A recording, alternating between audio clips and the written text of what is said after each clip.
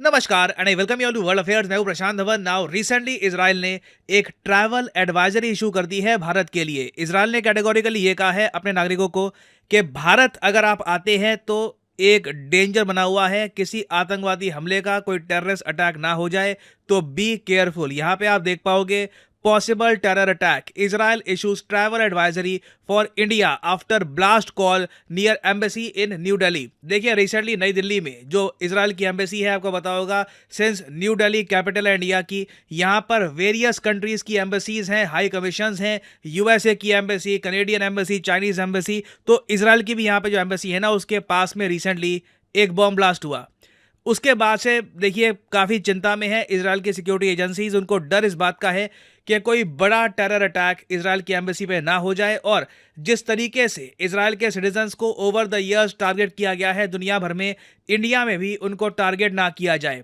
ये डर ऑब्वियसली इस बात से भी थोड़ा सा बढ़ जाता है जब ये लोग देखते हैं कि इंडियन ओशन में भी, अरेबियन सी में भी जो कोई भी शिप है जिसका कुछ लिंक मिलता है इजराइल से, उस पर अटैक होने स्टार्ट हो जाते हैं। रिसेंटली आपको पता होगा 2 इंडिया बाउंड कार्गो शिप्स थी, इन पर अटैक किए गए हैं। एक ड्रोन से दोनों पर हमला किया गया। ना ये हमला किया किसने है ये क्लियर है नहीं। यूएसए कहता है कि ईरान ने ये किया है, ईरान कहता है कि हमने ये सब किया नहीं है, और ये बहुत ही सीरियस बात है। मैं आपको पहले ही बता चुका हूं, रिसेंटली भारत के रक्षा मंत्री राजनाथ सिंह जी ने ये कहा है इन अटैक्स के बारे में। ये जो वीडियो है मैं चाहता हूं आप देखें, इससे आप ग्रेविटी समझ पाएंगे कि ये कितना बड़ा इशू है। समाप्त करने से एक और बात कहना चाहता हूं। आजकल समुद्र में हलचल कुछ ज्यादा बढ़ गई है। भारत की बढ़ती आर्थिक और सामरिक ताकत ने कुछ ताकतों को ईर्ष्या और द्वेष से भर दिया है। अरब सागर में हाल में हुए यमवी चैंप प्लूटो पर ड्रोन हमले और कुछ पहले लाल सागर में यमवी साईं बाबा पर हुए हमले को भारत सरकार ने गंभीरतापूर्वक लिया है। भारतीय नौसेना ने समुद्र की निगरानी बढ़ा दी है। जिन्होंने भी इस हमले को अंजाम दिया है उन्हें हम सागर तल से भी ढूंढ निकालेंगे और उनके खिलाफ कठोर कार्रवाई की जाएगी। मैं यह आपको आश्वस्त करना चाहता हूं। तो यहाँ पे आपने सुना कि भारत के रक्षा मंत्री ने क्या कहा है। बहुत ही इंपॉर्टेंट स्टेटमेंट है, और इजराइल के पर्सपेक्टिव से आप अगर देखें ना, तो इनका चिंताजनक होना काफी हद तक अंडरस्टैंडेबल है। आप समझ सकते हैं कि इजराइल की सरकार इतनी ज्यादा चिंतित क्यों है, क्योंकि ये पूरा रीजन ही आप अगर देखोगे ना, यहाँ पे इंडिया अकेला बड़ा देश है जहाँ पे इजराइल की एक एम्बेसी भी है। चाइना तो खैर ईस्ट एशिया में आ गया, ठीक है। चाइना की आपको पता होगा 80% आबादी, ये जो लाइन मैंने ड्रॉ करी है इसके इस तरफ आपको मिलेगी। बीजिंग कैपिटल यहाँ पे, it is very far away. ये जो सर्कल है ना, इस रीजन में आप अगर देखो तो इंडिया अकेला देश है, अकेला बड़ा देश है, मेजर कंट्री है जहां पर इजराइल की एक एम्बेसी आपको मिलेगी। नहीं तो आप अगर देखें तो पाकिस्तान इजराइल को एक्सेप्ट नहीं करता, अफगानिस्तान एक्सेप्ट नहीं करता, ईरान एक्सेप्ट नहीं करता, ऊपर जो सेंट्रल एशियन कंट्रीज हैं कजाकिस्तान, उज्बेकिस्तान, तुर्कमेनिस्तान वगैरह, इनके भी रिलेशंस नहीं है इजराइल के साथ। सेम केस है बांग्लादेश का।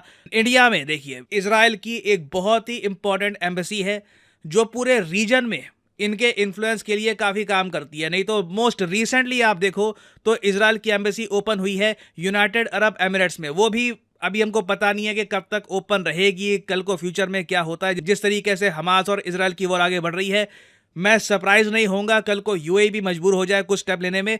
तो इंडिया की जो एम्बेसी है ना, ये बहुत ही ज़रा स्पेशल है इजराइल के लिए। तो जब इसके आसपास बॉम्ब ब्लास्ट हो जाता है, इजराइल की जो सिक्योरिटी एजेंसीज हैं, प्राइमरली मोसाद, ये एक्स्ट्रा कॉशियस हो जाती हैं। और इस पर्टिकुलर केस में आप अगर देखो तो जो ये बॉम्ब ब्लास्ट हुआ है इजराइल की एम्बेसी के पास, उसके बाद ना एक चिट्ठी मिली। उस चिट्ठी में बहुत ज़्यादा अभद्र भाषा का इस्तेमाल किया गया था इजराइल के लिए।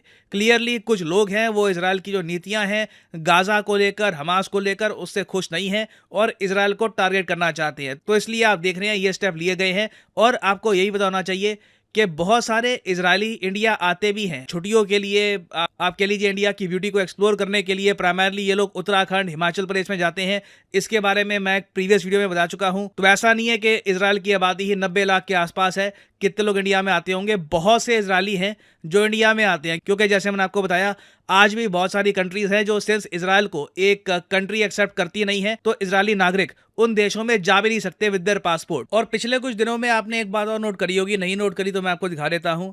बहुत सारे रिसर्च पेपर्स और आर्टिकल्स इस बात पर भी पब्लिश हुए हैं कि इजराइल हमास कॉन्फ्लिक्ट की वजह से ना इंडिया में रेडिकलाइजेशन का इम्पैक्ट ना देखने को मिलेगा। यहाँ पे आप देख पाओगे ORF का आर्टिकल है, impact of Israel Hamas conflict on terrorist radicalisation in India.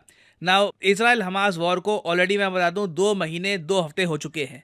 2 महीने 2 हफ्ते वॉर एक कोई चल जाए वही बहुत लंबी होती है, मगर अभी भी ना इजराइल की डिफेंस फोर्सेस ऑन रिकॉर्ड ये कह चुकी हैं कि गाजा में जो इनकी वॉर है ये अभी कई महीनों और चलेगी। ये कितने महीने होंगे, 6 महीने, 10 महीने, 12 महीने, we do not know, but Israel एक लंबी वॉर, लॉन्ग वॉर के लिए यहाँ पर तैयार है और लग रहा है कि इस बार ये पूरे गाजा को ही कब्जा के मानेंगे। ऑल टुगेदर मैप ही चेंज कर दिया जाएगा। ये बात मैंने आपको बताई थी वैसे 2 महीने पहले कि इजराइल इस बार जो कर रहा है ना, इससे world maps all together change होंगे आने वाले कई सालों के लिए। तो ये एक मेजर इशू है और कहीं ना कहीं इंडिया और इजराइल को मिलकर काम करना होगा ताकि सिटीजन्स की जो सेफ्टी है ये इंश्योर्ड रहे। ये भी आपको याद रखना चाहिए कि बहुत सारे इंडियंस भी इजराइल जाएंगे बहुत जल्द।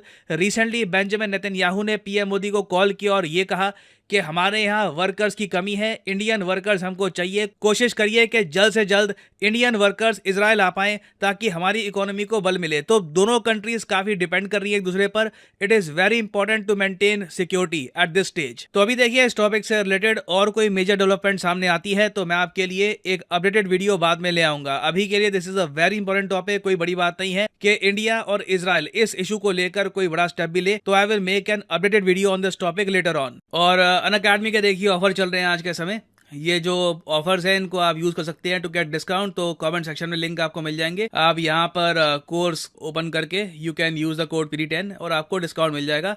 और जो सेल्स टाइम टू टाइम आती रहती है इनका भी आप लाभ उठा पाएंगे।